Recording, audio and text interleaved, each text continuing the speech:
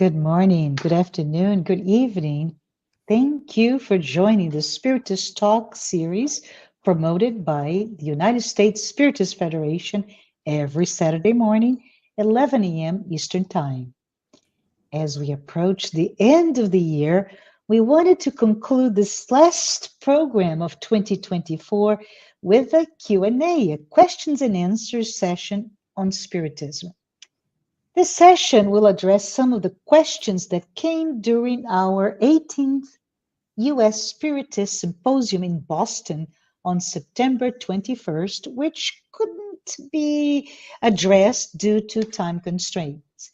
We have gathered some questions for you today and along with others that came to us. And for this special Ask Me Anything edition session, we want to have here Josara Korngold, Luis Lima, and Dan Assisi. Hi, everyone. Hello. Hey, We- yeah, and Louise. Hello, well, everyone, in our beautiful, square situation going on today. that's awesome. But I want to give all of you, on behalf of the United States Spirits Federation, a warm welcome. And before I start, I know you know them, but I want to just introduce our panel today for those who may not have seen or talked to you or been introduced to you before. So we're going to start with Josara Korngold, who is currently the General Secretary of the International Spiritist Council, and she's the current Vice President of the United States Spiritist Federation. Josara is the founder and president of the Spiritist Group of New York, SGNY, and the Spiritist Alliance for Books, SAB. She is an international speaker, a translator, a published author. Josara works for Brazil Child Health Data Institute as its main executive. Thank you so much, Josara, for all that you do. If we go now to Luis Lima is a serious researcher on the scientific aspects of spiritism. Luis, I'm going to hold you to that, okay? Oh my God. Luis has been facilitating the studies of how to bridge science and spiritism, both Portuguese and English. Mr. Lima is a renowned lecturer in the Spiritist movement and participates in local and national seminars and events around all of us year round, right? Luis Lima holds a degree in electronic engineering and he works in the computer network industry. Last but not least, Dan Assisi is an author, an international speaker known for a mix of deep thinking and witty humor. I'm going to hold you to that as well, Dan. Dan, Dan takes a unique approach to spirituality that is steeped in a reason to remind all of us, all the audiences, wherever you are, of our spiritual nature. He is the founding member of the Spiritist Institute and one of the California Spiritist Association and host the Spiritist Conversations podcast.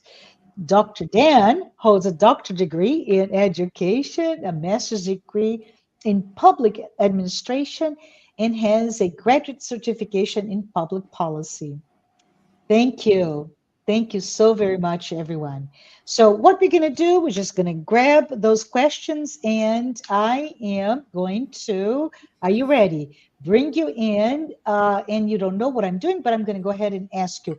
I'm going to choose Louise. So, Louise, haha.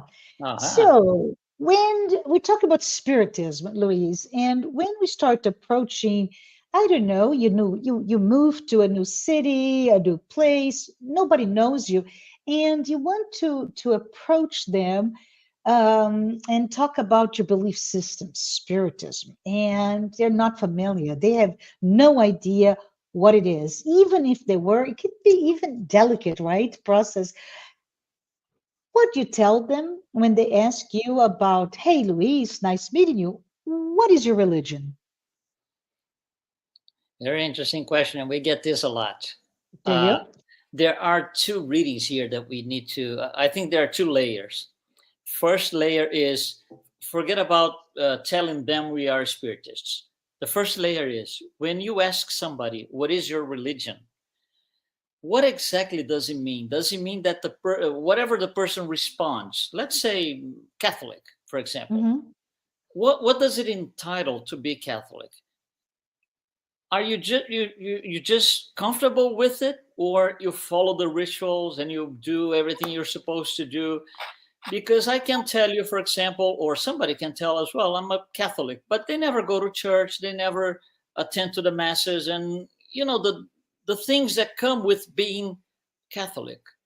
So when you say I am, are you really? So that's the first thing, or you just sympathize with some sort of belief system? So that Good has to point. be, Very good point. Yes. yeah, because then the answer gets a little flaky and shaky. So we got to have that in mind also, always, I think. So going to layer two. Layer two is, if you ask me what I'm going to respond, what is your religion?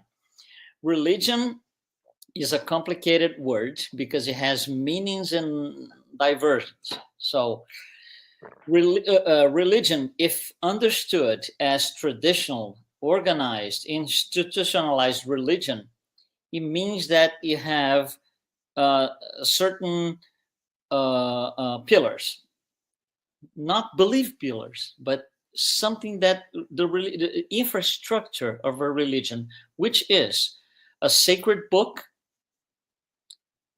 somebody in charge. It could be a priest, something like that. Rituals and dogmas. Those four things are the organization, the basis of the organization of an organized religion. We don't have any of that. So if for the person who is asking me if the religion for them is that, the answer is going to be not necessarily right. It's going to throw them off a little bit. So in theory, before answering, we should ask them back, before I can answer, what is religion to you? Oh, I see. Uh-huh. Give me what you understand as religion. If the answer comes out as, oh, it's like, being a evangelical or a Catholic. And so, okay, so now we understand what it means for that person is organized religion. And then our response is going to be, we don't follow an organized religion. We follow a different belief system. And then we can tell them what Spiritism is. Dan loves to say that this Spiritism is a body of knowledge, and I love that too. Mm-hmm. So we can start there, but we cannot simply respond by not telling them we are not organized religion. That's the first thing we got to tell them. My belief system is not an organized religion. It is called Spiritism. We can tell them it's called Spiritism, and it's basically it's a body of knowledge that is basically a philosophy, because that's what it is. The first book is our philosophy book. What is philosophy? Questions and answers. Mm-hmm. No wonder why the Spirit's book is 1019 questions and answers, because it is our philosophy book. You ask and you get an answer. That's what Kardec was doing. You ask and you get an answer. For that answer, he asks again. For the second answer, he's got a third question. For the third answer, the fourth question, and then it goes like this. This is pure philosophy. That's Allan Kardec. So in responding to this person, we can tell him, we follow a belief system that is this not organized religion. Mm-hmm. It is a body of knowledge that follows a philosophy and has moral implications. That's very important. Has moral implications following the moral of reference brought to us by Jesus. And it also has a scientific aspect in which makes everything rational, makes everything, you can sit, you're not stepping on eggs, you're stepping on solid ground on your belief system. So, the words could be different, the order could be different, but that's the general concept that I would pass on to whoever is asking me that question. It's very good. I love how you really approach the subject. Right? Does it matter what religion I am? But this is this framework by which my belief systems are brought into it. Very good. I'm going to now ask Dan.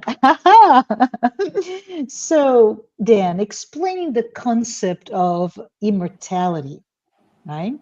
Especially when we are so vulnerable, we human beings, right? We can, with a blink of an eye, we can die, and yet one of the tenets of Spiritism is the idea of immortality. We are so vulnerable that the human vulnerability I can speak today is very evident every day, right? And it is quite challenging. How could you, Dan, I'm thinking of you because I immediately thought about a Superman, right? How can you explain we are immortal spirits? That is a great question, and I think a very timely one too. I think the good news is that the concept of immortality is not new, and I think it's sort of pervasive too. And that's one thing that I think we share with many other belief systems and many other religions, right? I think every religion or belief system out there believes in the immortality of the soul, that we were created at one point in time, but that we were never going to stop being who we are.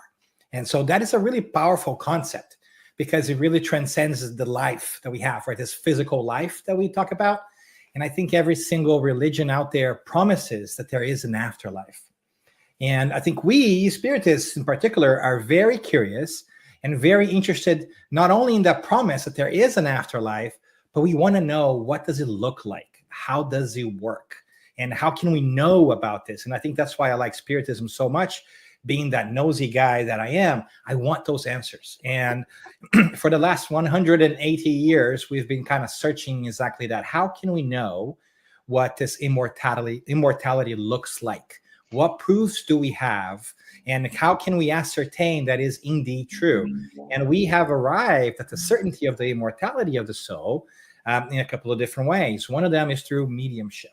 Because of our studies for the past 100 plus years, we know that it's possible to communicate with the spirit, with the essence of those who are no longer here in the physical body. And they tell us that they have lived before, not only once, but many times. And that means then that we do outlive the physical body. And they also tell us from their vantage point, which is better than ours, that they will continue to do that. So it brings the reassurance that, we are going to continue to live many times and that our life is really immortal, right? Eternal in a roundabout way. Now, to really fully grasp of what it is to be immortal is really hard, right? Yes. Just because our brains and our minds, I think, are not at a point when we can really understand time in such long scales, right? I sometimes can't even remember what I ate yesterday, right? Much less what is it that I'm going to be as an immortal spirit 200,000 years from now. Like, there's so much ahead of me. There's so many experiences. But I do know that from what we learn in Spiritism as well, that we are going to constantly evolve through many lifetimes, which will give us the experiences to try different things, learn, grow. And so it's really reassuring for us to have that proof that we are immortal spirits. And I think that is one of the most beautiful things about Spiritism. And I think is probably one of the greatest gifts that Spiritism has to offer to the world is not only the proof that life goes on, but this unveiling of what's behind the curtain of the Wizard of Oz and how does it work on the other side. And so now the concept, cognitively, we can understand, but have we transferred that emotionally to our lives? Do I behave like I am truly immortal? I can tell you that I personally do not, right? I still have my fears. I have my shortcomings. I still have my immediate thinking. But I am working on that. And I think that's something that hopefully Spiritism will continue to help me with as well, is to transfer that understanding of immortality to how I behave and make choices today that are long-term choices that are geared towards improving my spiritual being and my spiritual standing rather than my short-term human interests. So that's kind of like the old age debate. I guess you can say that every other belief system or religion points that way. And struggles with the same thing. How do we become better human beings by making better choices? But in terms of spiritism, that is one of the things that fascinates me, because it shows me through reason, through some empirical studies, through mediumship, through divine justice, to philosophy, that we are immortal spirits. But how do we live that in every day? And I think that's the next challenge. So I'll stop babbling in here and see if my friends there have anything else they want to add. Hi, friends. Do you want to add anything to this idea? Because I love what you said. I may know, right? I may know, but do I really know? Do I feel even the immortality of my soul? What are your thoughts? Luis, Josada, anything It's to very add? hard. I agree. I like when you say what's going to happen 200,000 years from now. Yeah, we don't know. Our idea of time is totally unclear for us. Even for us, it's not clear. So it's really hard. So it is the yin and yang, right? If you think about it, it is this paradox of Yeah. knowing something and the evidence is there, as you said, Dan. There is mediumship. There are many inputs that we've seen from this amazing body of work called spiritism, but the feeling is that we're still very vulnerable, very mortal, if you will. Yeah. Mhm. And I think Yeah. I would just wrap that one up, Marcia, by Mhm. saying, hopefully it brings us the consolation that all the challenges we face today, we'll overcome them. I love it. I And love it. so, because we are immortal, we will overcome all the toughest pieces we have ever faced. We are spiritually bulletproof. You cannot bring us down. And which really means that you are going to succeed at whatever it is that you do if you put the effort, right? Maybe not Yeah. in this lifetime, but you will. Yes. And I Yes. hopefully that will bring some reassurance to us and take a little bit of weight off our shoulders with the challenges we're facing today. Thank you. Thank you. Thank you for that message. I'm going to gravitate now to Josara. Josara, I don't know if you have heard, but Josara and I are often seen together on the psychology and spirituality conversations, right? That podcast like program. And Josara, somebody was asking, and I just wanted to see if I can accurately portray this question. But when we talk about Freud and Jung, and we talk about the personal unconscious, the collective unconscious, and then we start talking about, and Andre Luis talks a little bit of that, right? The layers of consciousness, conscious, unconscious. But then when we put it all together in terms of our freedom to choose or free will, what are your thoughts when they start to intertwine those three concepts, right? What is in the realm of like consciousness or not? But then you also juxtapose all of those into philosophy, psychology, and spirituality. That's a lot, but this came from one of our the audience during the symposium. Can we talk a little bit about it? Maybe we can get an interesting answer to that question. Sure, Marcia. When we are talking about free will, our understanding is that the more we evolve, the more free will we will have.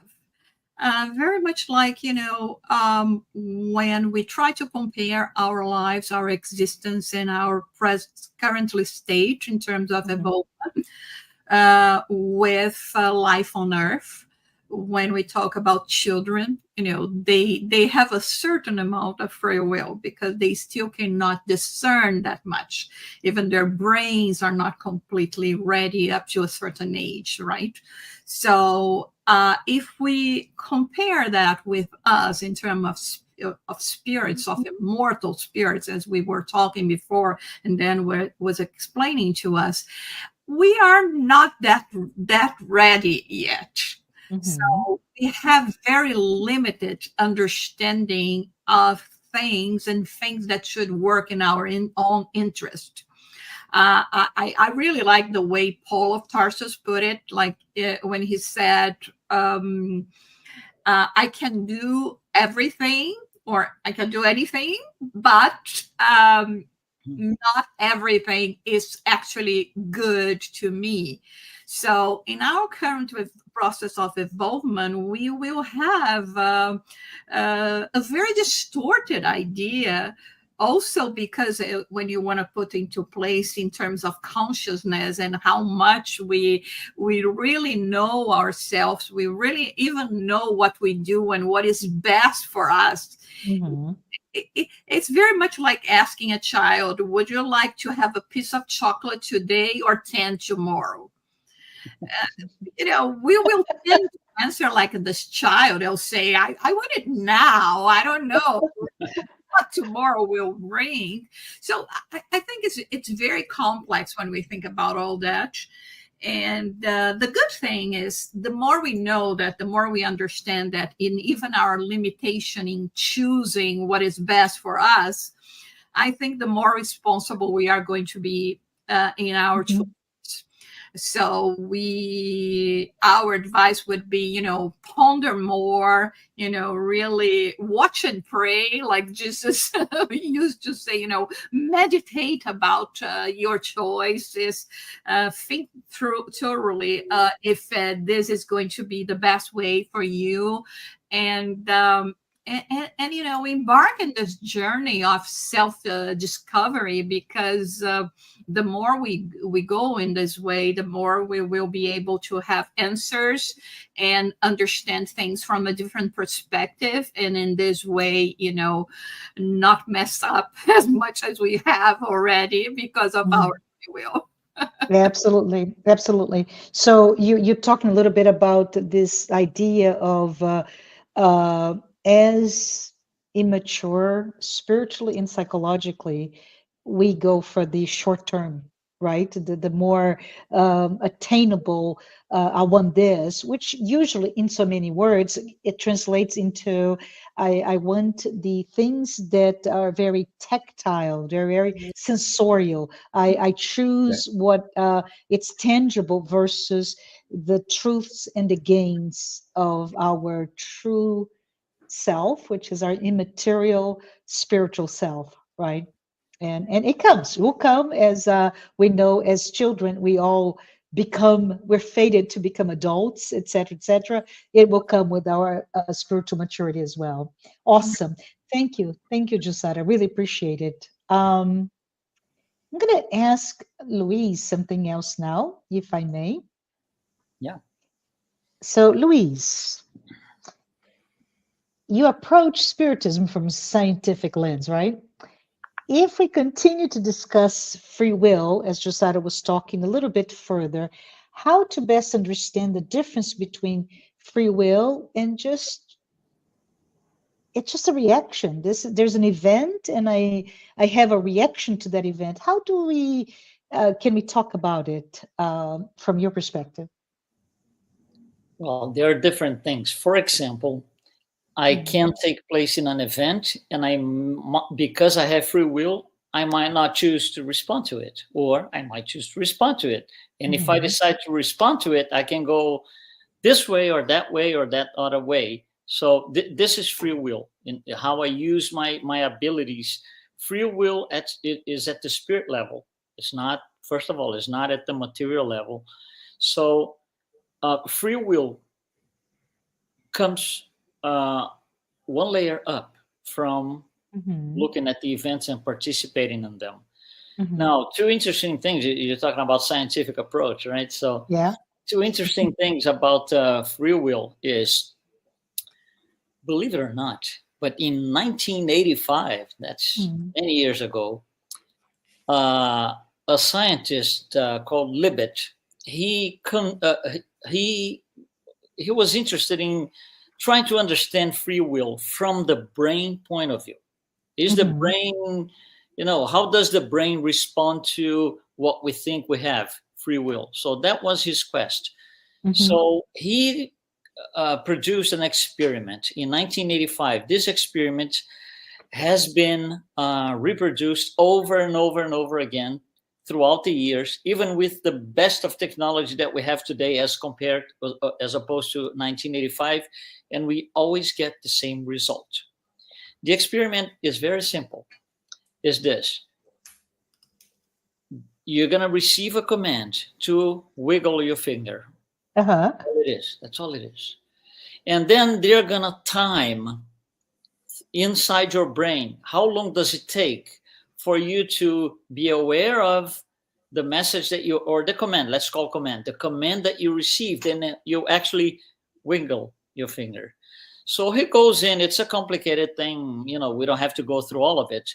But throughout the process, the last command sent out from the brain to the muscle that's going to make it happen, there's a gap of 200 milliseconds. Wow. It might not seem, it might seem a short thing, but if you think about brain and this incredible computational unit that we have inside our heads, 200 milliseconds is a lot.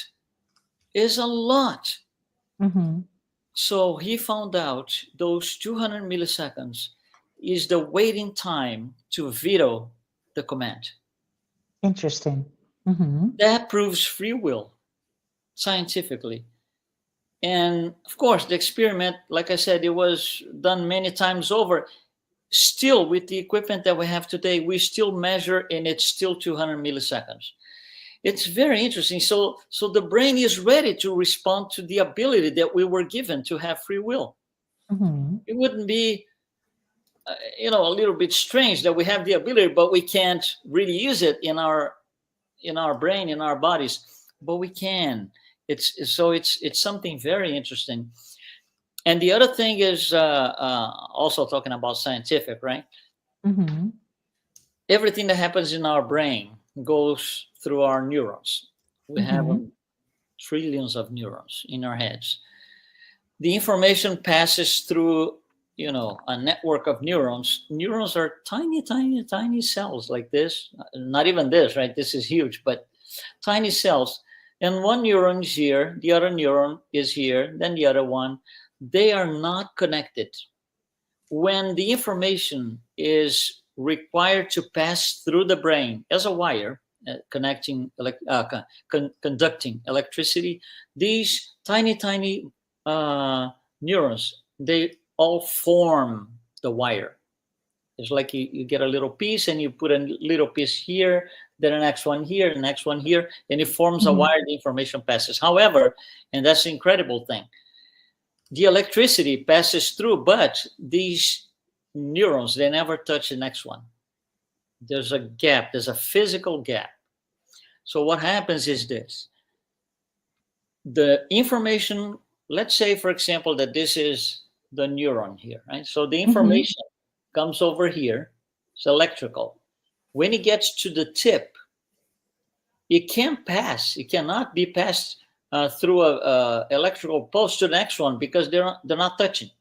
Correct. So when it gets to the end of one neuron, at the tip of the neurons, we have little vesicles with chemicals. It's called synaptic vesicles. The pulses, the electrical pulses, damage the vesicles, and the chemicals inside, they leak. They leak, and what happens? They will kind of swim, if you will, for a better, for a better understanding. They swim to the other side. What's on the other side? The next neuron. So the next neuron understands that there's some information coming and translates those chemicals back into electricity. And it happens for in between every single pair of neurons. It's incredible. But let me ask you this, because you said the command of doing this, and it's the same for the past however many everything years, that passes through the brain, same. everything. Yeah. So there is a gap, which you're explaining scientifically. The gap between action and reaction Is a possibility for veto. For free will. Yeah. Yeah. And I interrupted you because is this for everything or just this? The same that is or any action? That was the experiment, but okay, anything. Got it. Yeah, got it's 200 milliseconds for responding to any Yeah. event. Yeah. Okay. So now we have the information that passes from one neuron to the next one is chemicals swimming per se. So what we know is the pulse, the electrical pulse inside or going through the actual neuron accounts for everything that is objective. For example, if I tell you what is this, you're gonna say a hand. Everybody Yeah. would say a hand. Nobody's Yeah. gonna say anything different. It's a very objective response. Now, if I ask you, is this hand small or big? Well, depends. Depends on who is going to respond. Not everybody's going to respond the same thing. Why? Because that response does not depend on the electrical pulses. It depends on the chemicals. These chemicals are called Fascinating. Yeah. neurotransmitters. So that is free will. The electrical pulse is not really free will, but the passing through the neurotransmitters, that is free will, because not everybody has the same free will. Not everybody it. has the same neurotransmitters. And us, from one day to the next, the amount and quantities and so of neurotransmitters are not the same. Today, I might put it this, this blue shirt. Tomorrow, I'm going to say, I'm not going to use blue. I'm going to use yellow. And it's the same person. So it's incredible how we are.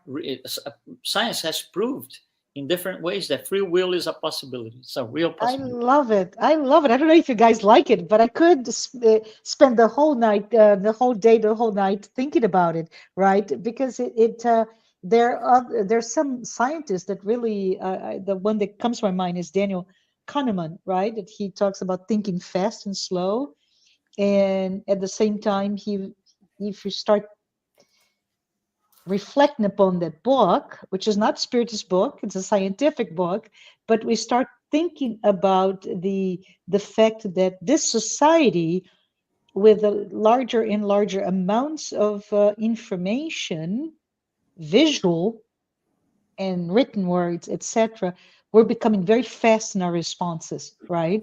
We're having snap judgments, and in that book, Kahneman was talking about slow down, right? Slow down. So when you talk about the free will and the synapses, the chemical pulses, electrical pulses, this is an invitation to all of us.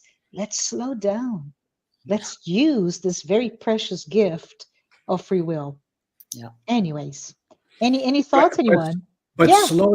slow down to analyze the situation. Yes. Yeah. Right? Because I think Kahneman makes the argument that in many different ways that the fast decisions are the result of experience of intuition, so to speak, right? And the slow decisions is our linear cognitive arrival at a decision by means of reasoning. So I think both of them are very powerful things, to use our intuition, to use our the result of our past experiences to make a quick judgment on things that we know. But another thing is also reflect about why you're doing that, and if that's what you want to keep. Do you want to keep that behavior that has come intuitively to you? I think that's a key point for us to kind of toss it up out there in the air.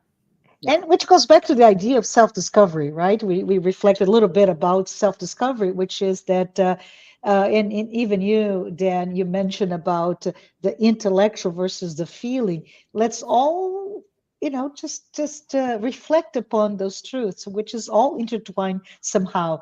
Let us be humans, but also use our cognition, our free will, our thought process, right? Well, let me go back now to Jusada. So, Jusada, let me bring you up front here. Jusada, we're all here living in the US. You have such a strong role in the United States Spiritist movement, right? And as well as the international Spiritist movement with your role today. And if you think about it, there is in Brazil, where we're all from. I think you're born in Brazil too, Dan, or no? Yes, I was. Yeah. Yeah. So that's what Spiritism puts us together, but also the fact that coincidentally, all of us are from Brazil. And in Brazil,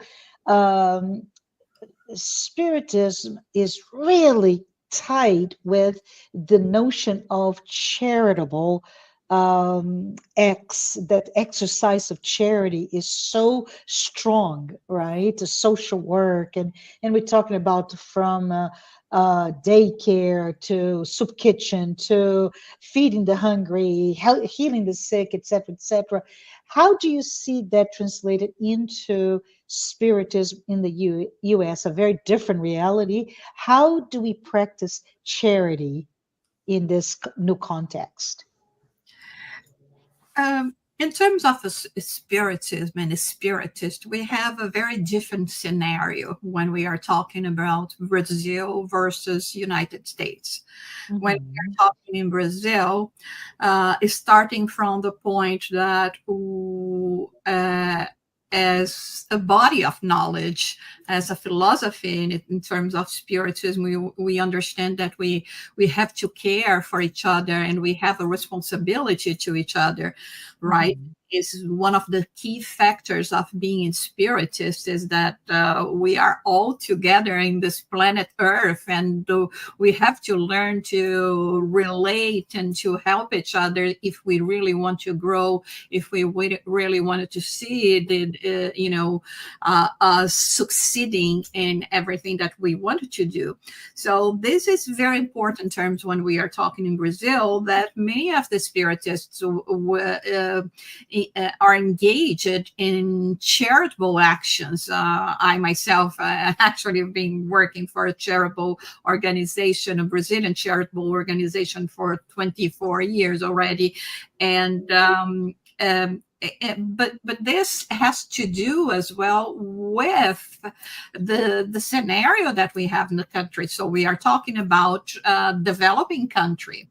When we come to the US, we are going to be finding a different scenario. We are talking about a country that is considered to be by the World Giving Index one of the first countries in the world in terms of charitable action, not only in the amount of money that are donated, but how people really are going to be caring to each other and how much time you are going to be giving of yourself to become a volunteer. So we don't see the same urge here. Having said that, we are not saying that there is no room for us as a spiritist to practice charity.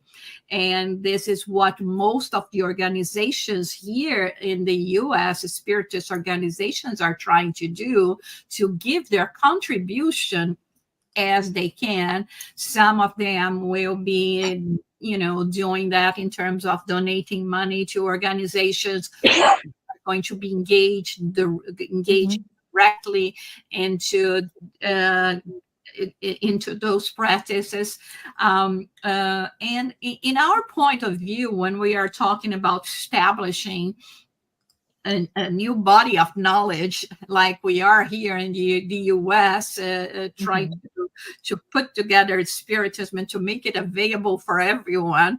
I mean, this is charity enough, because most of us, we as organizations, we have to use our own resources to maintain those houses, to publish books, to have materials available. But at the core of our beliefs, there is always this saying, whatever you can do to others, you should, in terms of being there and helping. So if it is not as necessary here as it was in Brazil, and not as easy as well. I remember that when I first, before coming to this country, I used to live in London, and I wanted to become a volunteer there. And it was so complicated. I had to go through so many tests and be approved to work in an organization. It was quite difficult to become a volunteer. So I think it's a different perspective, but one that we should always keep in mind, because if we don't see as much as monetary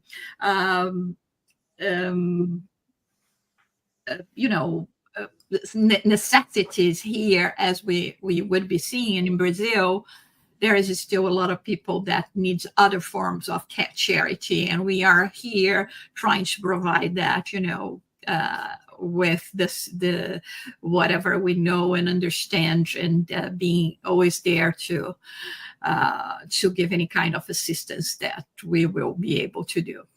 Absolutely. Absolutely. May I just maybe extend the same question to Louise and to Dan at the same time? Maybe Louise, how do you see this paradigm of living in the U.S. and at the same time charity being one of the core principles of Spiritism? How do you see in your own environment in Florida? Yeah, I think it has to be understood what charity for Spiritism means. That's not material charity only. It is also, but not only. And when you go into when you are in a country like this one, which is very money driven, not in the bad sense at all, not at all. It's just the way it is. Sometimes people might confuse, and charity, material charity, might overcome, and spiritual charity or emotional charity gets set aside. And we've seen that happening here. We've seen that happening here. So it's a matter of educating people. It's educating ourselves, that was right? good. All of us. Yeah. The little sandwich you gave this person helps, of course, but there's more. There's a layer two, and it's an educational process. Yeah, absolutely. Dan, do you have any thoughts? No, I think that Josara did a beautiful job of summarizing that and simplifying that for us, right? Charity is about stepping outside of ourselves to help others to make things better. And how we help others cannot just happen in one way, because people have different needs. So it's incumbent upon us to think about how is it that we can help people in different situations. In one situation, it might be that we give them food. In another situation, it might be that we give them a hug. In another one, it might be that we teach them something that will help them, right? So I think there's different ways of manifesting this act of going outside of ourselves to assist and make the world a better place. And I think that Josara did a great job in explaining that in Brazil, those necessities are different than they are in France, that they would be in London, than they would be in the US. And even inside the US, they will be different depending on where you go, right? So it's about knowing how to adapt and understand the need of our neighbors and act on them in a positive way. And I think that's something that we could do better. And I think that we're working to do better as a Spiritist community, right? So I'm excited about that. We'll come together again to kind of try to work on that. But I think that's core to being a good human. And Spiritism is about making us better humans. Yeah, love it. Thank you both. So I'm going to just bring you back, Dan. So we talked a little bit about it, but how, Dan, does the concept of immortality, which we talked about it, but how does it reshape our understanding of our own life's purpose, right? How we value that, the values that we place in time, relationship, etc. How does it change? And I think we touched upon, but maybe there's a reason for us to have another question sent to us. Yeah, I think that is a core thing for me, right? Is in many different ways is how can we stay focused on our purpose and not get sidetracked with everything else that happens. And I think that religions, philosophies, belief systems do a really great job of reminding us of something greater, something that transcends, and reminding us that we're more than meets the eyes. And then, so the immortality piece for me is very important, because that's what I really love to focus on every day. I would really love to remind myself every single day and every action that I take that I am an immortal spirit in a temporary sojourn through earth, trying to learn different things, right? And surrounded by people who are trying to do the same thing. I think I would be a more tolerant, more kind human being if I could keep that in the forefront of my mind, of my bald head every single day. But I can't. I lose focus at times. But remembering that we are immortal, that's our true nature, helps me go back to purpose. And then it also helps me take the challenges of life a little bit less seriously. I'm not saying that I am laughing at them. I'm not saying that I'm not considering them, but I'm not agonizing supremely over them. I am agonizing over them because, we have to live, we have to pay our bills, we have to do our things. Mhm. But I would like to ground myself in the idea that there's something greater at play. And when I'm able to tap into that, my anxiety level goes down, my tolerance goes up, and my ability to see different options also increases. So I think that thinking about ourselves as immortal spirits is perhaps the most important thing that we can do in terms of mental health, in terms of centering around purpose, and really having a bigger perspective on things. And, praying, reflecting, having great conversations such as this one helps us get there. Because the truth is, most of us, and myself included, don't spend a lot of time every day reflecting on this. I half jokingly or jokingly say that sometimes I feel like I spend more time brushing my teeth every single day than reflecting on myself as an immortal spirit, right? A couple of minutes a day. I mean, that's it. I brush my teeth twice a day, hopefully, right? 2 minutes at a time. That's 4 minutes. I don't know if I spend 5 minutes every single day reflecting on my spiritual self.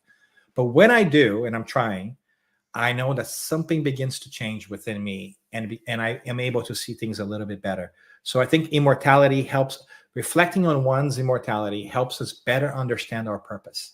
Not only our small purpose with a small p, like purpose in this Yeah. life, but also purpose with a capital P, like a long, like multi-lives purpose. And I think that's really helpful. And for that, I'm really thankful to Spiritism. This is awesome. I really connected deeply with this concept of, number one, we don't spend much time thinking, reflecting, meditating, taking the amazing uh, knowledge that we're given, and really refocusing our energy, right? On the other hand, we do know how many of us are suffering the real pandemic of this millennium, which is not COVID, it is anxiety, right? Mhm. There's so many of us that are suffering deeply with many different levels of anxiety. And what you said, Dan, I appreciate it very much, which is, let's use our knowledge of our own immortality to kind of slow down and just understand that there is a transcending truth about our lives that is beyond this short moment that we're living in, that is causing us angst and fear and many other emotions. Thank you. Thank you very much. Louise, I'm going to go back to you because you talked earlier about, your neighbor, your new neighbor comes in and asks, what's your religion? And you go like, well, let's go about and break down. And I love your mind. But, the concept of religion, it is a, a, a body of knowledge. It is a relationship with God, whatever, right? But then I wanted to ask you, in a lot of us, the majority of us, really, if you talk to historically speaking, there is um, this need for rituals. There's a need for certain practices. And I do understand that at some point Kardec said Spiritism is not a religion. And then he goes back to talk about the moral concepts in a deeply religious manner in the Gospel according to Spiritism. So, if I know nothing about Spiritism, can you tell me, Louise, what is the significance of rituals and practice in our spiritual life according to Spiritism, for example? We're going to go back in history. Uh-huh. If we go back to the year 63 before Jesus, before Christ, that's when the Romans conquered Judea. Okay. Mhm. And of course, the Jews had their religion, their cultures, and that was about to change because the Romans, were trying to make them change. So they were, as of that point, because of the Roman Empire, which paganism is dominating, the Jews were now supposed to do practices and sacrifices to the king or to the governor or something, or to this god of whatever, the wind. and they didn't want to do that. They clashed. Both, it's a clash of cultures. So the soldiers, the Roman soldiers, didn't understand, because for them it's like, why not? It's the best thing to do, is to do these, rituals and practices. So the Jews' response was, I don't believe this thing. Mhm. So that's interesting, because paganism is based on practice, rituals and practice. There is no book teaching anything. There is nothing like this. There is not even teaching. There's just practice. Judaism is exactly the other way around. It's a bookish religion that has, a general consensus of teaching something that starts Mhm. way back with Abraham and so and so. And there's a tremendous belief system, on top of that teaching. And then the Jews would say, why would I do this? Why would I do this particular sacrifice if I don't believe? You see, that's belief versus practice. It Interesting. don't make Mhm. sense for them. So they would do it at times, because they were being, they would die if they didn't. Depending on the soldier, the area, they would kill the Jews. So they had to kind of close their eyes and do the sacrifice. But it didn't mean nothing for them, absolutely nothing. So the question is about this. How do we spiritists see rituals and practices? First of all, these things were established by somebody, by a person. Mhm. One person or a group of people established this sometime in the past. It made sense to them, probably. Does it make sense? I don't even know how many years ago. 3,000 years ago, 6,000 years ago, we don't know. Does it make sense today? Probably not. So when we look at these practices, it is that so that paganism disappeared. Those practices at one point didn't make any sense anymore. So it just disappeared out of people's lives.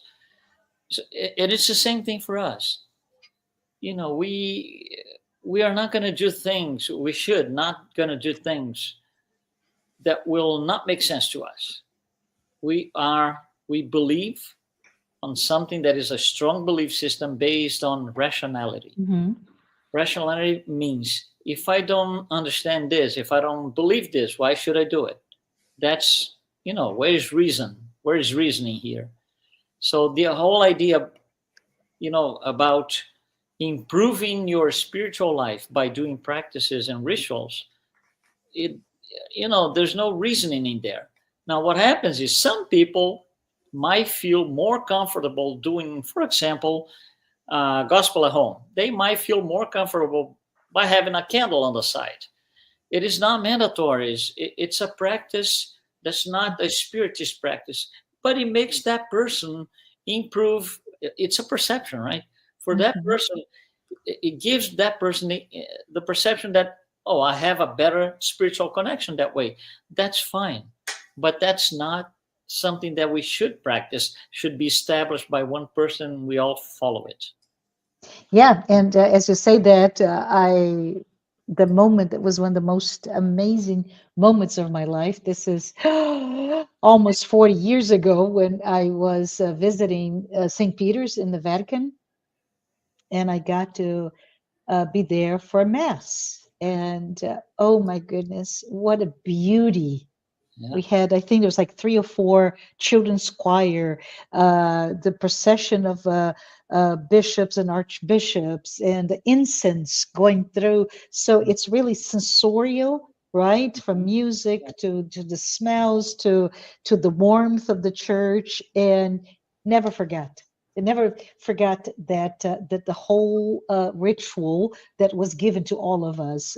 So it's very interesting to think about it, what we need. But I'm going to just flip this question to Jusada, right? So, Jusada, if we continue this line of thinking around spiritual practices, spiritism, spiritual life, rituals, and practices, can you maybe tell us? What are the rituals? Are there any key, not rituals, but key spiritist practices that it's very much common in everywhere, anywhere in the world? There shouldn't be. Yeah. Because like Luis was saying, and this is something that depending on the person, we have the need for something to secure our belief. But once we have the understanding that the communication with God comes from our heart, not necessarily from the place we are, not necessarily from the words we are saying, but it's purely a heart conversation, then there is no need for that. But we do have some things that we tend to practice in spiritist centers, which is, we always like to start our meetings with what we can call it a prayer, like, a greeting. I would say more like a greeting the spirits, because we acknowledge their presence. They are there to help us, to guide us, So is if we think about it, it's more like an acknowledgement. I acknowledge that you are here, and I'm grateful, and we really ask for your guidance and support. We do that at the beginning. We do that at the end. There is another practice that we believe in, which is the passes, the laying on of hands. So there are certain things that we will do, but mostly, we dedicate ourselves to the understanding of the mind, of the soul, of the immortal spirit, and have this understanding, this knowledge. Now is up to me to put it in practice. Like the question that you asked them before, facing immortality, how are you going to behave in the world? So for starters, like I say, when you think about immortality, or when you think about reincarnation, how come you are not going to be worried with what is happening to planet Earth? Because you will come back. And if there is going to be a shortage of food, of water, or other things that are related to us not caring enough for our planet, we are going to be the ones that will have to deal with that. So basically, very much like Luis said, if there is nothing wrong if you are attached to certain practices, but little by little we will understand that we don't need that. We have a direct line with God, all of us, because God is in us. Very good. So if I were to translate to those who have not been to a spiritist center, we talked about prayer. We talked about laying of the hands or passes. We talked about those practice within the being part of that organization, which most include studying, and not studying for intellectual gain, but studying so that you can learn about yourself and be a better person, right? So I believe inner transformation at the end of the day is a byproduct of all those practices, right? Do you guys remember of any practice that you do in your centers that maybe we could bring as examples to everyone here? I think we mentioned a couple, right, that could be construed as rituals. Prayer, of course, laying of hands passes is another one. And we also have an interesting practice that sometimes is misunderstood by folks, which is the sharing of water, right? Sometimes we call it fluidified water, which is water that just has been left outside to kind of, in a roundabout way, soak great energies, right, that are present in a moment, and to help that bring that into ourselves. And sometimes that is a situation where people also feel like it could be a ritual, right? Because in many different places, sometimes our very very eager volunteers sort of like shove that little water onto you, saying, "Oh, you drink this really great water over here," right? Because in their desire What's to be going on? helpful, Yes. in the desire to be helpful, they sort of like push that into you. And that's when we want to remind our friends out there that you don't have to drink it, right? Yeah. Especially considering history in this country and many other countries where, some things have been given to other people via drinks that might not be great. But that sometimes is construed also as a ritual, right? We have passes, we have prayer, we have water. But again, I love what our friend said here. None of this is mandatory. None of this is obligatory for your spiritual evolution. They are tools that you may wish to avail yourself of. And hopefully you understand that there's a reason behind these things, right? We pray to try to connect with God. We receive laying our hands of passes to try to reestablish our energies. And we drink water to hydrate and sometimes to also take advantage of the wonderful spiritual energies that are present in that moment in time. But declining any of those does not make you less of a spiritist when you go to a spiritist center. We would love to have you. We'll welcome you. And if you want to know more about any of those things, if you're going to a spiritist center, ask somebody, "Hey, why do you do this?" Yeah. Right? Just ask them. And I'm sure they will be glad to share with you why. Very good. Luis, do you have any in your center? No, Is I there think anything else? it's very clear. Nothing is mandatory. You can just say, "I don't want any passes today," for example. That's it. Yeah. Nothing is mandatory. Yeah. I have to just give a little bit of this is, don't judge me, please. But my family is very, very Catholic, and I'm not, or not anymore. And after many, many years of not going back to visit them, I went. It was like there's almost 10 years between when I first came and when I was able to go back with my family. And lo and behold, my entire family and my aunts and uncles, just this enormous group of people, they were praying the rosary, right? So for those who don't know, you go from Hail Mary to the Lord's Prayer, and you go, and it came to me, my part, and I forgot the prayer. I literally, I was just, there's this momentary, and so that to me is an example. Yes, I love it. He is, and I was like, but we could see where could be. It was a beautiful moment of being together praying, which is never in my family. I had never seen that before, but yet I just it is a ritual where if you don't know exactly what to say in the sequence that you're going to say, you're missing the point, which is not the point. Right? Yeah. Oh, sorry. Thank you, Josada, so much. So I'm going to change a little bit. And so, Louise, if you come next to tell us, this is, I just gave you a little bit of my personal story, but can you tell us what prompted you to become a spiritist? And I asked this question came to us, right? But many of us don't even know what spiritism is. So what prompted you specifically to become spiritist?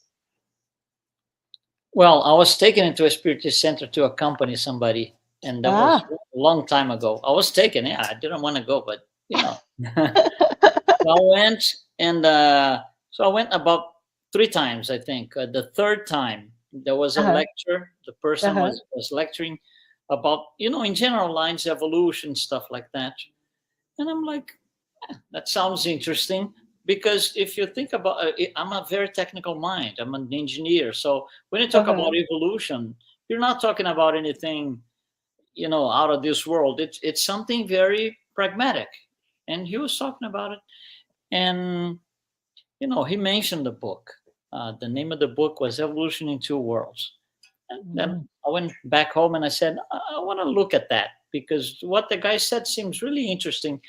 So that was my first spiritist book that I read, although it's complicated and people leave it for last. Yeah. But for me, it was the other way around. So obviously I didn't understand the whole thing, but parts of it I did understand. I was fascinated. And I said, I need to understand. I need to seek for the answers on the parts that I didn't understand, and that's how I got into it. Yeah, but still, very. Do I go ahead? Do I stop here? Something like that. A little bit of doubt, but then there's a point. There's a cutoff point, a cutoff day, and which is the day that you find the words that brought me into Spiritism. That word is reasoning. Nice. Well done. Well said. This makes sense. Because you see, when I was a kid, until maybe about 13 or so, I was going to the church, and so I was being taken to the church as well. Yeah. And then my problem with the church, and I would complain to everybody, is explain to me in black and white how somebody can get their hand, put inside a man's body, take a bone and make a woman out of it. Explain to me. That was my quest. It was, for me, it was absurd. And then I abandoned the Catholic Church and, the studies they had. But then when you go back and you see, the evolution starts and it goes through an event that we call now Adam and Eve, but it's not a person of two physical people. It's a representation of a concept. So there's reasoning there. Yeah. So that was the answer to something that I've been conflicting inside for many years. So that was it. The answer, the word for me was reasoning. Yeah. And I love Genesis, the Spiritist Genesis. It's an amazing book, right? And that explains there from a very rational way to look at the history of mankind on this planet. But also what's so interesting is, even when you look into from a perspective of Old Testament, so Christian, Judaic, and is the Muslim ways of looking at it, you start to see the symbolic, psychological referencing in that book.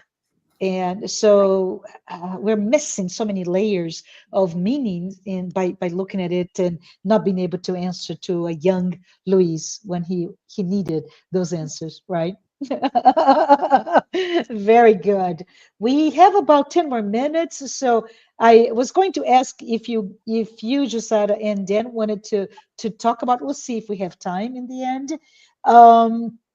Wanted to ask, Dan, let me go back to Dan. Dan, we've been talking about, I think Luis talked about paganism, and he went back to several decades before Jesus and right, all of that evolution that happened in this past couple of thousand years. But Dan, how is spirituality, I'm not talking about spiritism, I'm talking about spirituality. How is spirituality evolving in the modern world, in your opinion?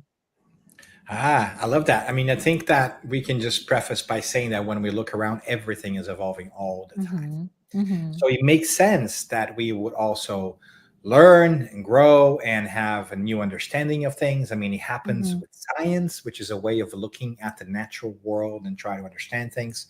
We're smarter today than we were yesterday as human beings. We are smarter today as we were, a century ago in terms of a society. We may not always be making better choices, but we have more knowledge and more understanding. So I think it's a natural progression. We see that in the cosmos. We see that in ourselves. Everything is always changing. And I think that's an interesting concept because sometimes one of the areas that has refused to change is spiritual thinking. Yeah. And that is a challenge for us as a humanity. Because, as our understanding grow, and if we're trying to understand God, which is the creator of all things, then our understanding of God, about God, should also change with time as we get smarter. So it's really a big challenge, I think, that we face as a society today, because I think that there is a group of people who are saying, no, we have learned everything else that we need to learn about spirituality and God, and we should not budge from this interpretation. And there are the people who say, that doesn't jive for me. It doesn't make sense for me. I need something Mhm. different, and therefore we have this dynamic that is challenging at times, right? In Mhm. many different ways. And so I think that what we see there, and I think we see that reflected in many different polls. By interest, for instance, the Pew Research Center always does wonderful polls on a bunch of things, including religion. And we see a trend in the past decade or so that people in the United States, for instance, are calling themselves less religious. That Interesting. is, that they are Mm. avoiding that format of we know everything that we have learned before, and here is the way we look at it. And a lot of them are calling themselves more spiritual. So there has been this emergence of this differentiation between I am religious versus I am spiritual, right? So as to signify that I believe in something, but I don't Mhm. necessarily prescribe to the formula that I have been presented to by other people, my parents, my family in the past. So I think Yeah. that we live in interesting times where spirituality, I think this thing about being connected to God is Mhm. natural to us. And we see that even before we could reason very well. 60,000 years ago, we were burying people with their belongings when they died, right? We didn't have great language just yet, but we already believed in something greater. There's something innate to us to make us think about all these things, but we're still kind of trying to figure out what it looks like. And so I think spirituality is evolving. And I think there's a lot for us to talk about and celebrate the things that we share together, the belief in God, and focus on that perhaps a little bit more than the way that we dress ourselves or what time of the week we pray or who do we pray, to or for. Um, but I think we're making tons of progress. I'm hopeful because I Yes. believe in one God, right? I think that we all work for the same boss. We're just in Mhm. different departments, and we are bickering among departments to tell other people which department is better, which one's more loved by the boss, right? And I Yeah. think that we all know that the boss does not love one department more than others, because the boss has a responsibility over all things. So I think spirituality is evolving to the extent that we are able to accept and tolerate other people around us. And so we got to be a little bit more accepting of other folks.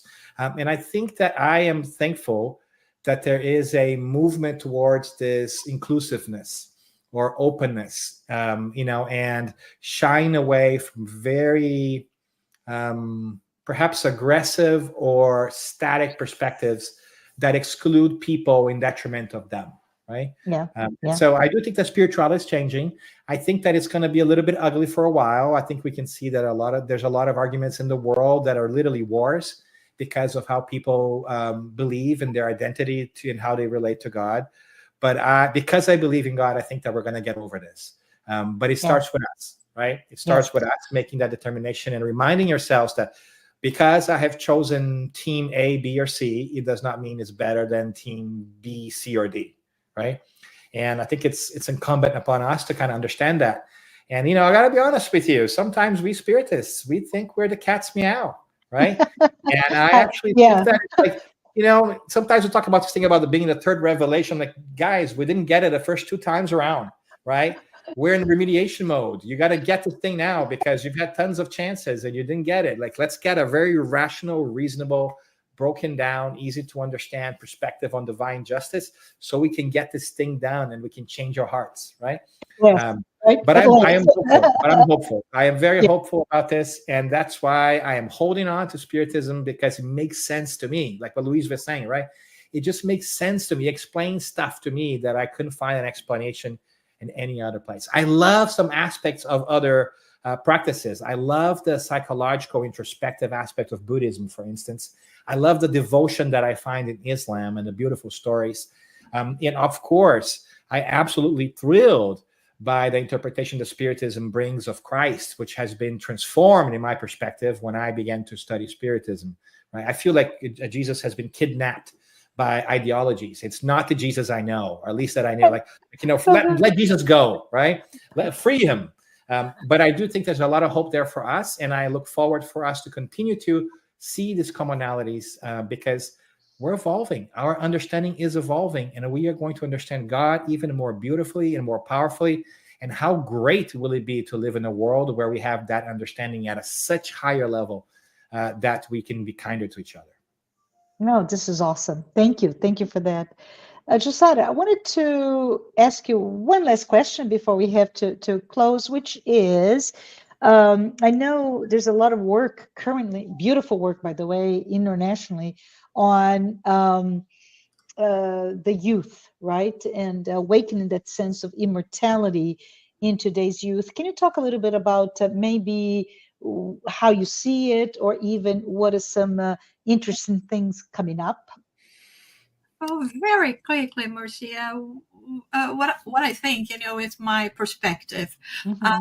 we have to enlighten and to bring all this knowledge that we have, that like Mhm. Dan just express it so well. It's like now we are finally getting to know Christ and his teachings, and there is no reason for us to be playing who's favorite or fighting who's favorite, right? I mean, this is so childish on our part, and I think so. In terms of the youth, more than being worried about teaching than about immortality, I think we should be worried about teaching them morality. Ah, So, because this is what we all need, in fact, to become a better person. So, why do you have to be this way? Oh, because you're immortal. There is a life after this one. Uh, Coming back to that example of the child, you want one chocolate today or 10 tomorrow, is the same thing. Why do you need to be working on yourself? Because today you are going to be feeling better.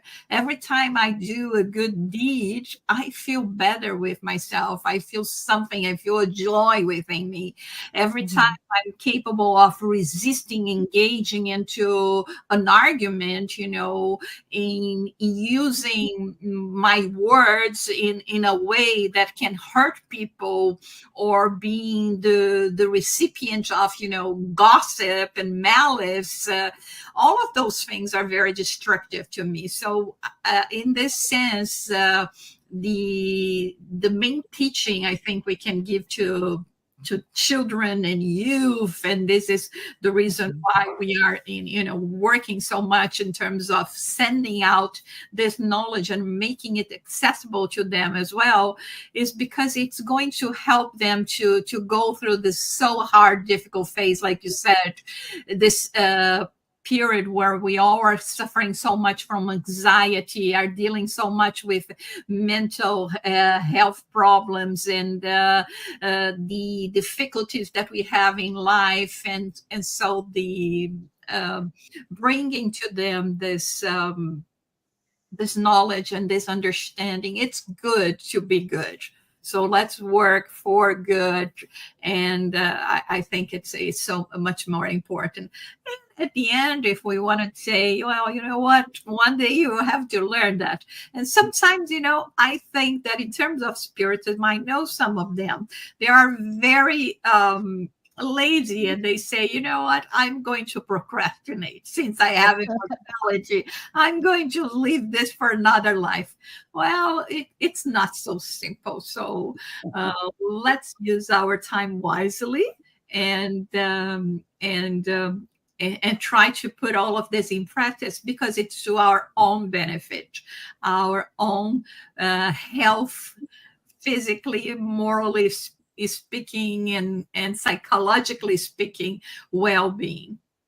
Awesome. Thank you. Thank you. Well, we are approaching the end of our time together. Thank you. Thank you so much for all the reflections that you shared with everyone here today, all the knowledge, and really, for me, in my case, for always sparking me this deeper desire to learn more about spiritism. No matter how much you know, you just this sense, this invitation to learn more. But I want to say, before we conclude our session today, let me provide a few announcements from the United States Spirits Federation. And let me see if I can make this happen. Yes. Hi. Before we conclude, right, we just wanted to say this is an interesting um, new virtual class, the Introduction to Mediumship. it is a free virtual course for beginners. So the U.S. Spiritus Federation is really excited, is thrilled to invite everyone who's eager to explore the realm of spirit communication according to Spiritism. You can check this class at learn.spiritus.us, or you can scan the QR code. See if I can go for my next one. And this is, I'm biased, Jasara. There's a podcast like series, Psychology and Spirituality, a bridge to a better life, based on the works by Joanna De Angelis. There's a new episode every Friday at 7 p.m. Eastern Time. And this program is available on YouTube and Spotify.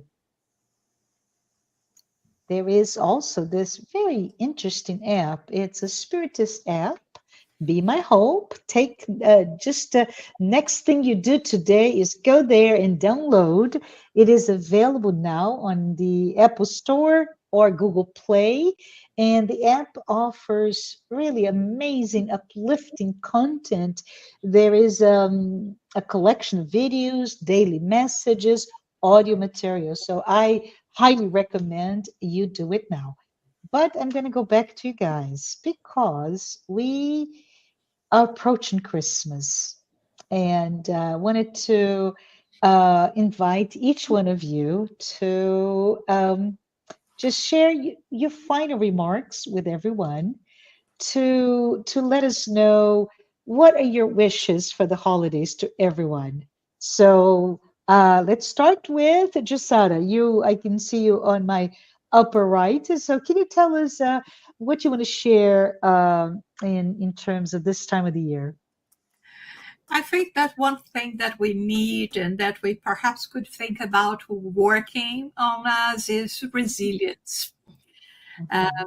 And using this opportunity that we always take for reflection and having, New Year's resolutions is, believe in yourself and keep on going. You can do it. A big brand already explored that. So there is a reason for this. So be resilient and believe in yourself and be inspired, always inspired to follow your ideals. Awesome. Thank you. Louise, any final remarks that you wanted to give to everyone here? Yeah, no, I'm gonna take on this the holiday season coming up. I think it's also a family time. Yes. And I always like to say this: if you take the average family by social studies, which is 2 adults and 2 kids, okay, when the first adult incarnates, it brings spirits along with them. One is the the mentor, spiritual guide, but it brings also spirits that are attached for wrongdoings in the past.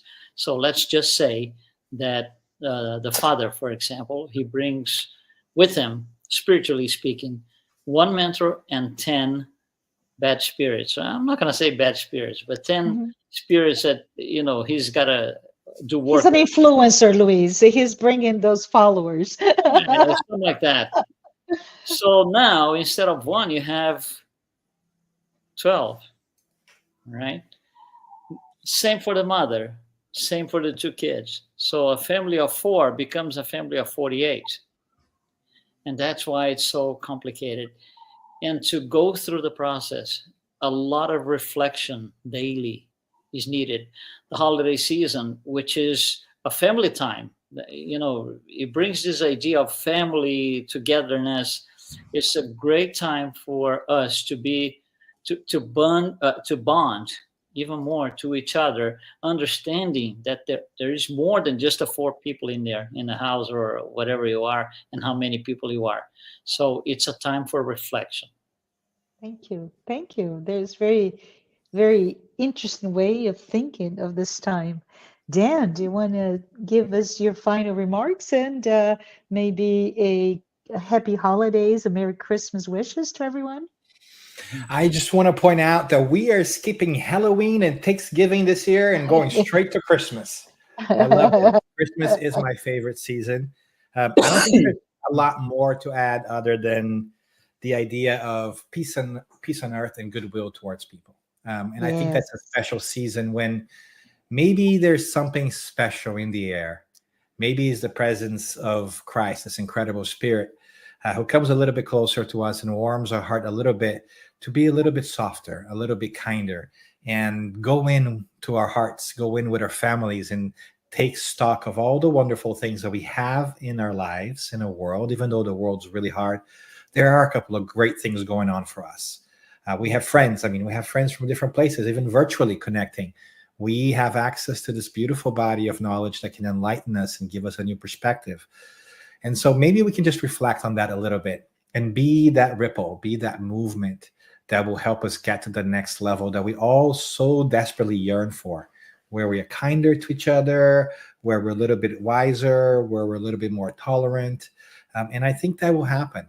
So I look forward to Christmas every single year because if I can, I would like to expand it just a little bit every year so that it just grows and grows in duration, so that it will help my heart get a little bit more, a little bit stronger with with the practice of love out there. So I really do hope that we can take this opportunity to just reflect on the wonderful things that we have, on the virtues that we want to develop, and on the path ahead of us, because I know that whatever is ahead of us is infinitely better than anything that lies behind us. So I'm really excited for Christmas this year, and I hope that everyone who's watching and my friends here, my virtual friends, and playing the squares here today, also have a wonderful time and know how appreciated you guys are for all that you do. Same here. Thank you. Thank you, Josara, Luis, Dan. And a big thanks to everyone who joined us today, as well as all of those who have been following us during our weekly Spiritist Talk series. We'll be taking a 2-week break for Christmas and New Year's, but we'll be back in 2025 on Saturday, January 11th at 11 a.m. Eastern Time. See you then. Merry Christmas and happy 2025. Bye, everyone.